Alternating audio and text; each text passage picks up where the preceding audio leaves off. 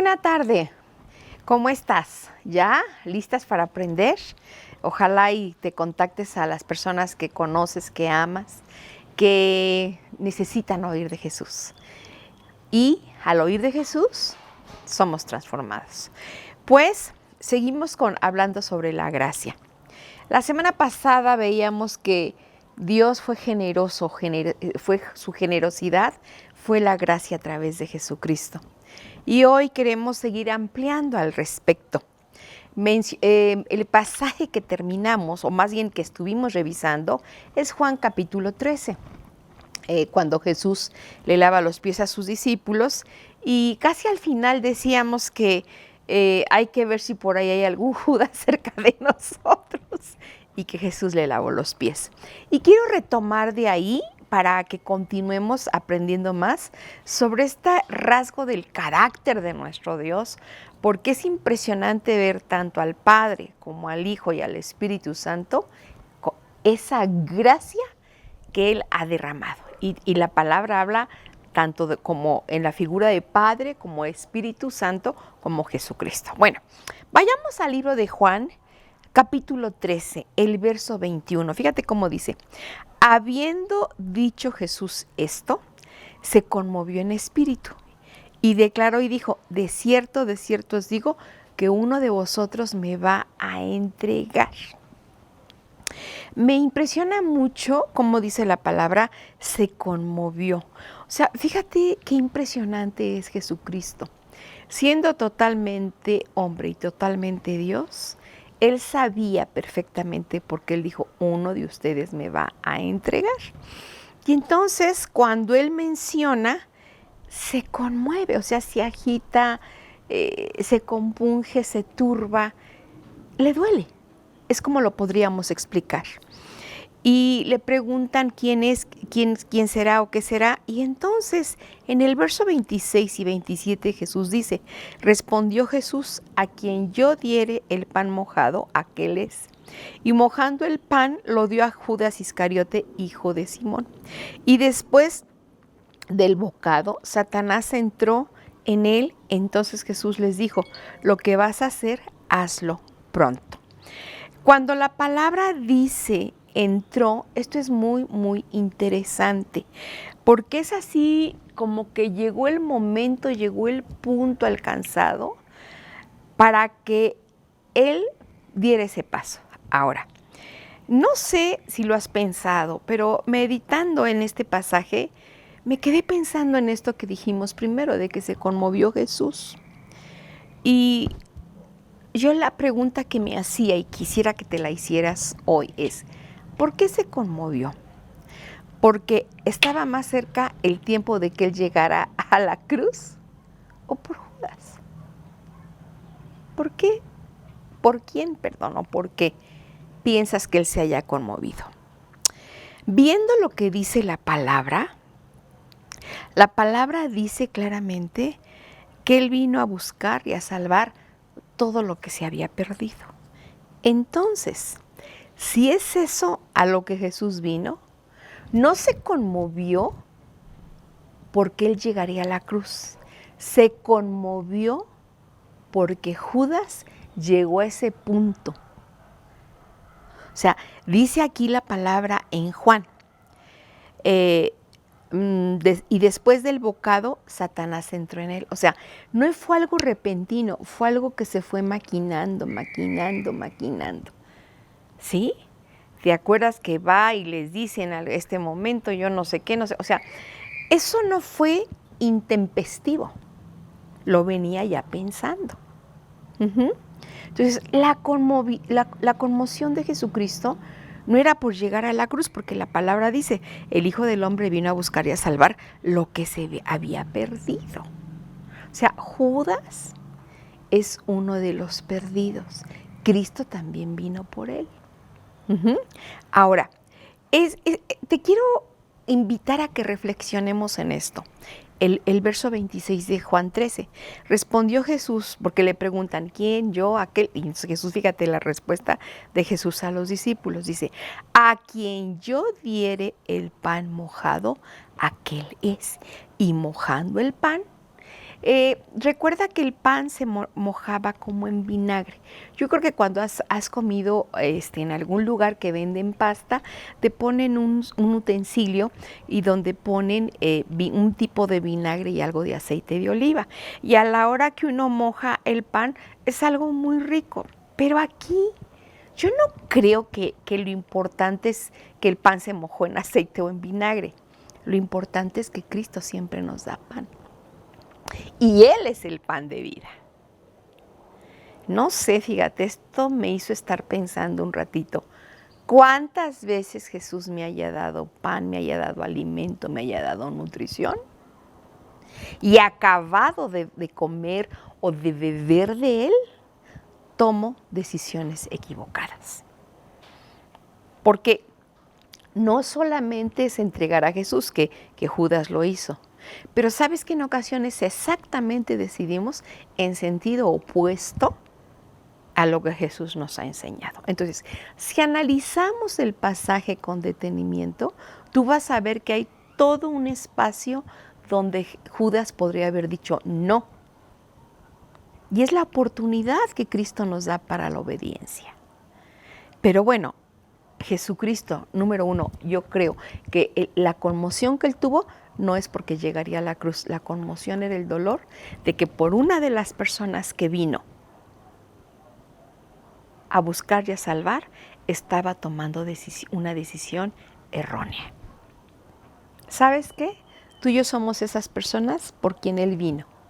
Y gracias a Dios que hemos decidido que Él sea nuestro Señor. Si es la primera vez que tú estás viendo un video sobre el tema de la Biblia y el tema central es Jesucristo, yo te invito a que lo conozcas como Señor. Yo te haría una pregunta. Jesús te ama, porque la palabra dice, de tal manera amó que dio a su Hijo. El Hijo es Jesucristo, vino y da su vida. Tú tienes un lugar en el corazón de Jesús. La pregunta que te quiero hacer, si tú es la primera vez que escuchas o si tú ya has escuchado y te conectas cada semana, la pregunta es, ¿tú en tu corazón tienes un lugar para Jesús? Esto es confrontante. Yo tengo un lugar en el corazón de Jesús. La pregunta es, ¿en mi corazón hay un lugar para Jesús? Él me ama. Es la invitación que hacemos. Conoce a Jesús. Regresemos al tema. Entonces, toma el bocado, o sea, hay la oportunidad de tomar decisión correcta. Judas había visto al pan de vida, había visto al Salvador, había visto a la persona que era lleno de gracia y decidió incorrectamente. Entonces, la primera invitación que queremos hacer es a que no seamos precipitados en tomar decisiones. Si estamos comiendo un pan de vida, que es nuestro Señor Jesucristo, veamos que nuestra forma de hablar, de comportarnos, de accionar, de tomar decisiones, de hablar con los demás, de relacionarnos, sea algo que esté influido por ese pan de vida que vino lleno de gracia y de verdad. Y de esa plenitud, de esa llenura, de esa completud que Él tiene, es de lo que yo puedo ser plena y yo puedo ser completa. ¿Sí? Esa es la primera parte. Ahora, me impresiona que el pasaje que mencionamos hace un momento es Lucas 19:10. Dice, porque el Hijo del Hombre vino a buscar y a salvar lo que se había perdido. Este pasaje está en un contexto de que Jesús va caminando y hay por ahí un hombre que se llama Zaqueo. Zaqueo dice la palabra que era una persona muy bajita, probablemente como yo, que no alcanzaba a ver entre la multitud. Y en ese deseo de verlo, rápido se subió a un árbol y allí lo estaba viendo. Y entonces está caminando Jesús y viene el verso 5 y 7, cuando Jesús llegó a aquel lugar. Fíjate cómo me impresiona, mirando hacia arriba. ¿Te acuerdas que dijimos de la mujer tomada en el acto del adulterio y de cuando Jesús, este capítulo que vimos la semana pasada, cuando Jesús le lava los pies a sus discípulos, dijimos, Él se inclinó y Él se inclina a todo. Pero aquí con Zaqueo encontramos este Jesucristo lleno de gracia y de verdad, buscando en todos lados alcanzar al que se había perdido. Voltea hacia arriba, es lo que dice el pasaje en el verso 5, y le dice, Zaqueo, date prisa, desciende. Fíjate qué cosa, qué frase tan hermosa. Porque hoy es necesario que pose yo en tu casa. Si él necesita inclinarse para levantarte y liberarte, o si él necesita buscarte en otro lugar, él lo que quiere es posar en tu corazón. Y dice aquí, entonces él descendió a prisa y le recibió gozoso. Ahora, la gracia, una de los rasgos o una de las situaciones o uno de los cambios que es importante que tú y yo tengamos, es que dejemos de juzgar a la gente. Estamos aprendiendo que la gracia es algo interno en nuestro Señor. Es algo que en Él nace. Ahorita vamos a ver un pasaje donde nos dice eso. En Él nace, de Él procede la gracia. Entonces, la gente alrededor, fíjate el verso 7, al ver esto, como lo consideraban, era una persona que cobraba impuestos y que robaba, Zaqueo, ¿sí? Era así como la secretaría del SAT. Algo así. Y algo así también medio tramposillo como nuestro gobierno. O sea, lo de los gobiernos tramposos no es nuevo, todo el tiempo he estado, pero no, ese es otro tema y no nos vamos a meter a hablar de política. Fíjate, al ver que Jesús le dice a Zaqueo, baja, desciende, es necesario que hoy esté yo en tu casa. Dice, al ver esto, todos murmuraban, diciendo que había entrado a posar con un hombre pecador. ¿Sabes qué? La gracia voltea a donde ve a alguien que le necesita. Nosotros podemos ver la parte externa. La gente alrededor, en este caso de Zaqueo, no, me ha robado, me cobró de más, menos, todo lo que gustes y mandes. Son unos tramposos, porque cobran tantos impuestos, la gasolina sube, todos los productos de la canasta básica.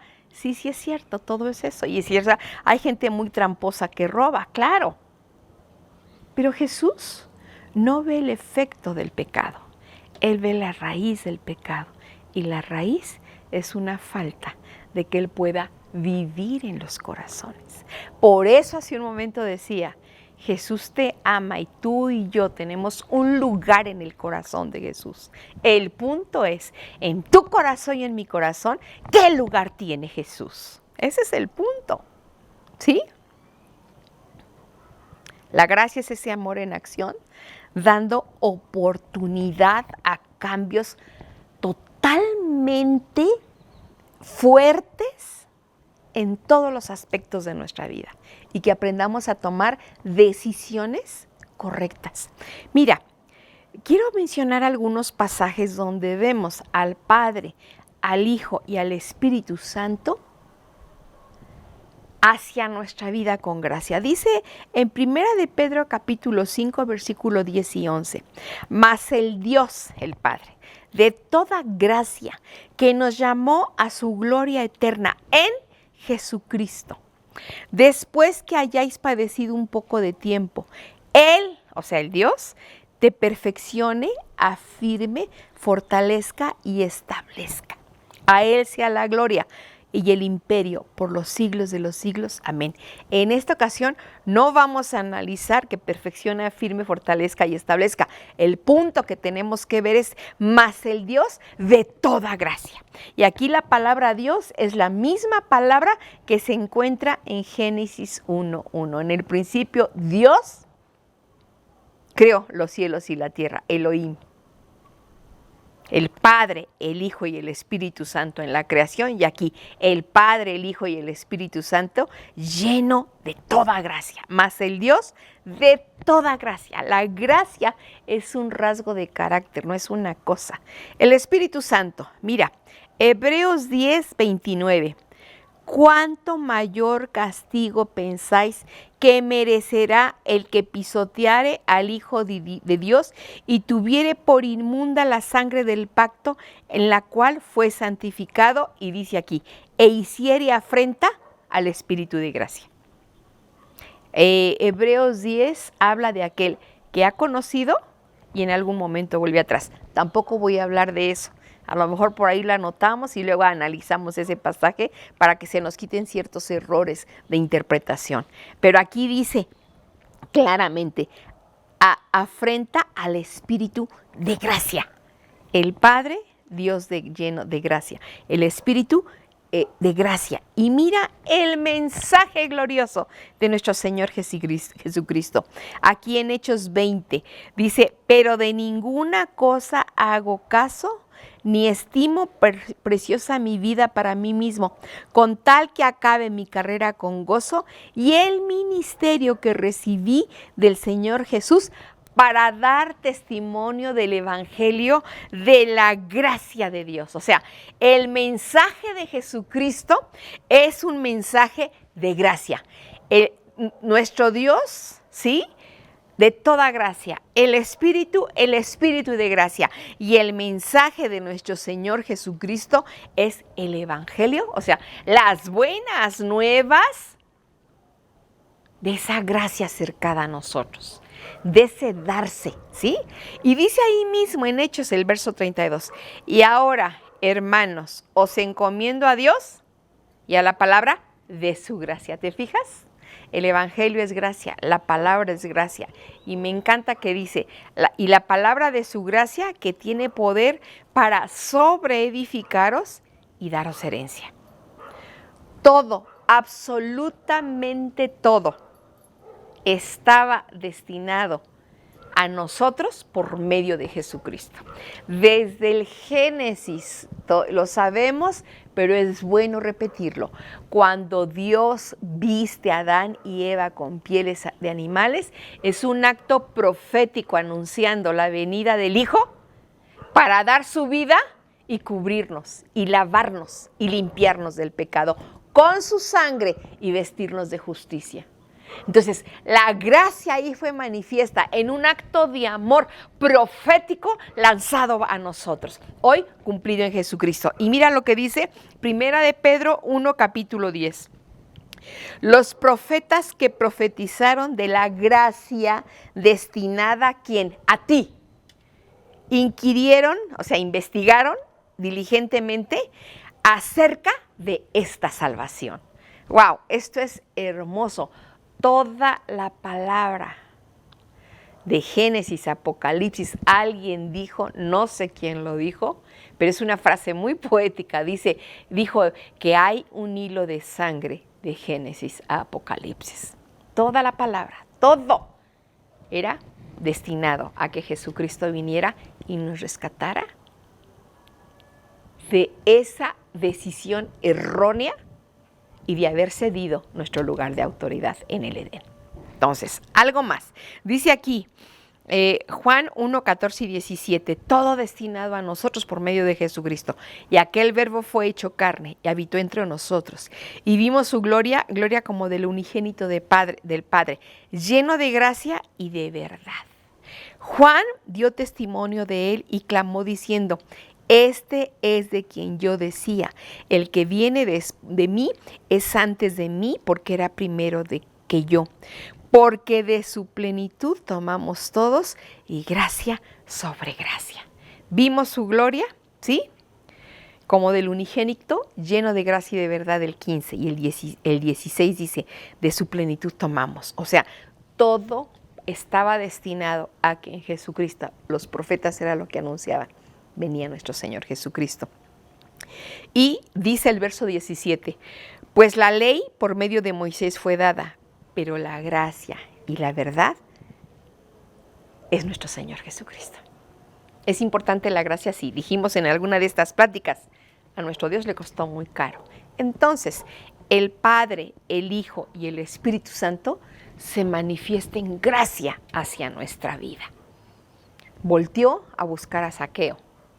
Se inclinó a lavarle los pies a sus discípulos. Se inclinó ante esta mujer. ¿Y sabes qué? Es dando una oportunidad. Eso es la gracia.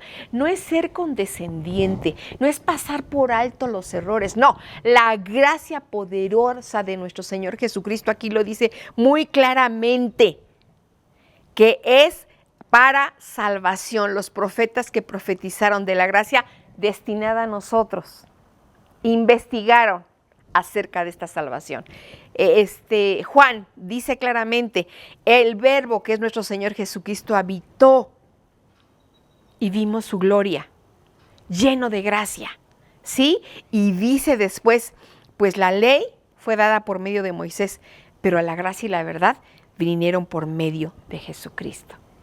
Ahora, Hebreos 2:9, pero vemos a aquel que fue hecho un poco menor que los ángeles, a Jesús, coronado de gloria y de honra a causa del padecimiento de la muerte, para que por la gracia, o sea, aún el haber venido y dar su vida a su muerte, fue por gracia.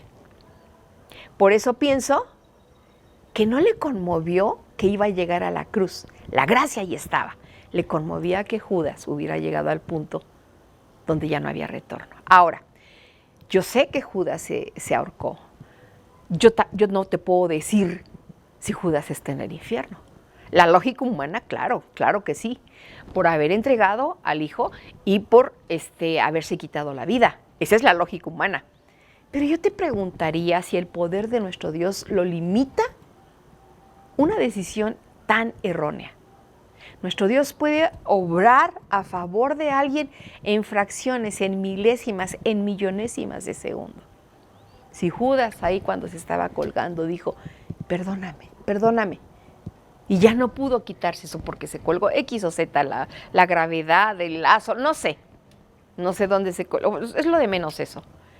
Pero fracciones de segundos, en un instante, ese tiempo que es indivisible, que no se puede contar en segundos. Si él dijo perdóname, él fue perdonado. Tú y yo no podemos alzar un dedo y decir, no, Judas está en el infierno.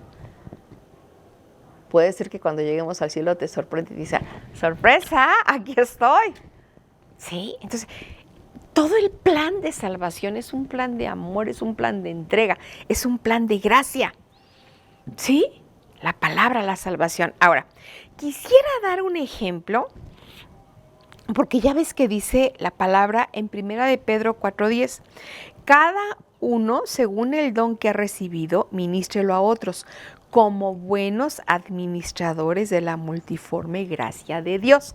Este pasaje ya lo habíamos tocado y te comentábamos que multiforme es como, sí, normalmente se queda en que es multicolor, pero esto significa de un carácter muy variado, muy diverso, en esa grandeza infinita de nuestro Dios, de manifestarse a cada uno de nosotros como a Él le place y de acuerdo a lo que nosotros necesitamos. Un ejemplo de este rasgo de nuestro Dios, es un ejemplo muy sencillo, pero a lo mejor nos puede quedar un poquito más claro lo que es lo multiforme, ¿sí? Lo multiforme de su gracia. Pensé en la electricidad. Mira, la electricidad tiene varias funciones. Por ejemplo, la electricidad, bueno, pues sí me voy a decir, pues claro, tengo luz en mi casa, ¿no? Esa es una de sus funciones de la electricidad. Pero mira, la electricidad también produce movimiento. ¿Has oído de los coches eléctricos? ¿Sí? Bueno, ahorita ya hemos ido, ya actualmente para no usar las famosas, ¿cómo se dice? No contaminantes, que generar cuestiones limpias, energía limpia. Pero yo me refiero, claro, también están esos coches, pero esa parte del coche donde de repente no funciona y dices, tengo que ir a un eléctrico, por ejemplo, no funciona la marcha, ¿sí? Entonces tú le mueves o le prendes y está la marcha. Y si no funciona, dices, tengo que ir a un eléctrico. Esas partes del carro son eléctricas. Entonces, la electricidad produce movimiento, ¿sí? La electricidad es bien interesante porque también te puede producir calor. Tanto en tu coche, si es que tiene este tipo de cosas, o cuando tú vas a algún lugar y hay algún aire acondicionado, el aire acondicionado usa electricidad y al ser aire acondicionado puede ser tanto frío como caliente. ¿Pero quién produce eso? Pues la electricidad. Entonces, cuando estamos hablando de la multiforme gracia de Dios, es a lo que se refiere, ese carácter tan variado de poder venir y manifestarse o proyectarse o darnos la oportunidad de conocerlo de diversas formas. Hemos revisado muchos pasajes sobre la gracia. ¿Sí? Entonces, es bien, y lo hemos repetido, pero yo creo que es muy importante. La gracia no es algo, es alguien. Es parte del carácter de Dios, esa multiforme gracia. Ahora, fíjate cómo dice el pasaje aquí en Primera de Pedro 4:10. Cada uno, según el don que ha recibido, ministre a los otros como buenos administradores de la multiforme gracia de Dios. De es una preposición que indica procedencia, de quién procede. Entonces, la gracia nace en Dios, le pertenece a Dios. ¿Sí? Su gracia, la gran diferencia no es flexibilidad, no es aceptar, no es dejar que hagamos lo que... No. Su gracia tiene poder, es activa y productiva para cambiar situaciones. Por ejemplo, mira, con los ejemplos que hasta ahorita hemos visto, la mujer tomada en el acto del adulterio, esa gracia volcada hacia ella era, no peques más. ¿Qué estaba haciendo? Protegiéndola, dándole la oportunidad de la salvación para que no fuera apedreada.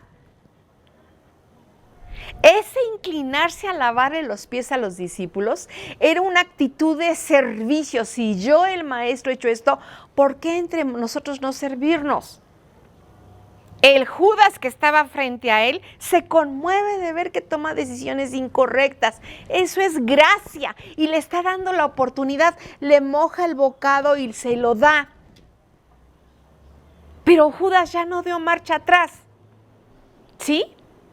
¿Qué pan estamos comiendo de nuestro Señor y Dios? Ese pan de vida, ese trigo que ha descendido del cielo. Que no tomemos decisiones erróneas. La gracia hay una producción en nuestra vida, ¿sí? Que puede tener cambios. Mira, observemos el poder de la gracia. Dice, porque segunda de Corintios 7:10, porque la tristeza que es según Dios produce arrepentimiento para salvación, de que no hay que arrepentirse, pero la tristeza del mundo produce muerte. La culpa producida por Dios te lleva al arrepentimiento, ¿sí? Dice, porque la tristeza, o sea, esa tristeza que luego tengo culpa, produce arrepentimiento, si es de Dios y es para salvación. Pero si esa tristeza te la produce el mundo o Satanás, dice aquí, produce muerte. Entonces, aquí el detalle es esto. ¿Por quién quieres estar tú dominado? ¿O por la culpa para arrepentimiento por nuestro Dios, sujetos a Él, o por la tristeza y la culpa que lleva a muerte por el acusador? Ahora, mira ¿por qué esta capacidad de la gracia de nuestro Dios? Él siempre nos ve a través de Jesús. Dice en Colosenses 3 y 4, porque habéis muerto, fíjate qué hermoso, y vuestra vida está escondida con Cristo en Dios. Entonces, mira, eres tú y yo, aquí está Cristo y luego es Dios. No sé si se alcanza a ver, pero mira, soy yo, es Cristo y Él nos lleva al cristal donde Dios ve, ¿ok? Entonces, siempre Dios nos va a ver a través así de Cristo. Es lo que dice el pasaje. Porque habéis muerto y vuestra vida está escondida con Cristo en Dios. Siempre nos ve a través de Jesucristo. Por eso su gracia está a favor nuestro. Y cuando trae una convicción de que hemos fallado, nos lleva al arrepentimiento, la tristeza que según Dios, el pasaje de Corintios. Ahora, fíjate lo que dice el verso 4 de Colosenses. Cuando Cristo, esto es precioso, vuestra vida, ya no es mi vida, ya no es tu vida, es la vida de Cristo.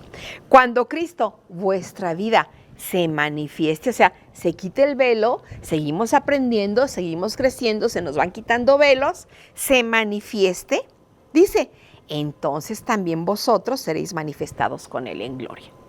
Un día, cuando Él se manifieste, estaremos con Él en gloria. Pero lo padre es que si esto lo entendemos y los vivimos, el Evangelio y la gloria también se puede vivir aquí. ¿Sí? La pregunta es, ¿en quién confías? ¿O confías en este mugroso que siempre nos está asustando? ¿O mejor confiamos en nuestro abogado? Porque acuérdate que la palabra dice que Él es el acusador.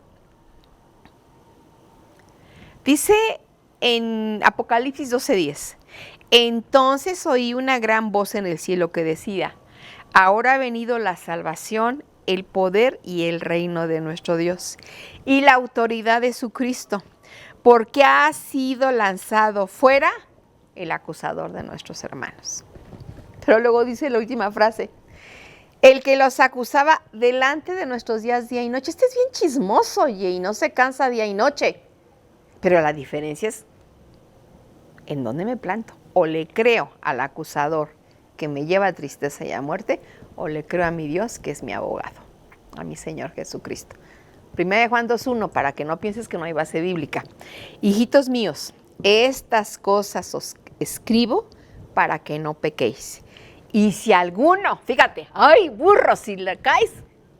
Si alguno hubiere pecado, abogado tenemos para con el Padre, a Jesucristo el justo. Nosotros no estamos llamados para irnos al infierno.